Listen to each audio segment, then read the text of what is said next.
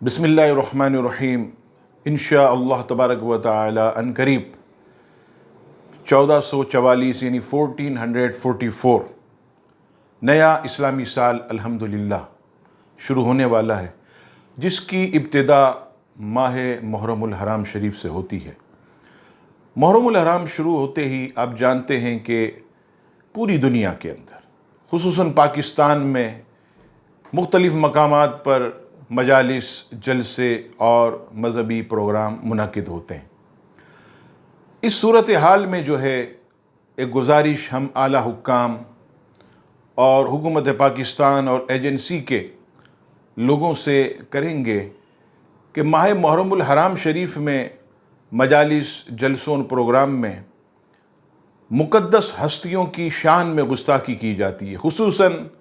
نبی پاک صلی اللہ تعالیٰ علیہ وسلم کے عظیم صحابہ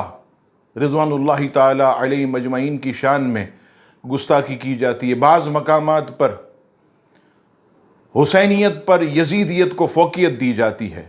تو یہ تمام جو گستاخانہ کارروائیاں ہوتی ہیں، اس پر حکومت جو ہے وہ فوری نوٹس لے، تاکہ جو ہے اس وطن عزیز میں فرقہ واریت بھڑکنے سے پہلے، فرقہ واریت کی آگ بھڑکنے سے پہلے ہی بجھ جائے۔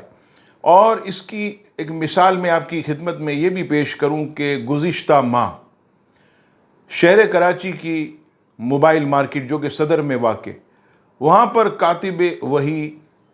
حضرت سیدنا امیر معاویہ رضی اللہ تعالیٰ عنہ کی شان میں جب گستاخی کی گئی تو متعلقہ تھانے کے اندر رپورٹ درج کروائی گئی، فوراً ایکشن لیا گیا، اس شخص کو گرفتار کیا گیا، اور یہ جو آگ ہے فرقہ واریت کی، یہ بھڑکنے سے پہلے ہی بجھ گئی۔ تو یہ ہمارے لیے ایک مثال ہے، اگر کہیں بھی وطن عزیز کے اندر محرم الحرام میں یا اس کے علاوہ بھی کسی بھی مجلس، کسی بھی جلسے یا کسی بھی مسجد یا کسی بھی پروگرام کے اندر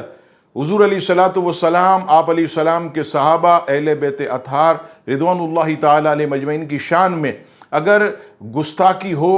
اور اس کی رپورٹ کی جائے تو فوری جو ہے وہ ایکشن لیا جائے، کیونکہ ہمارا وطن عزیز اس وقت جو ہے بہت زیادہ بڑی بڑی مشکلات کے اندر جو ہے وہ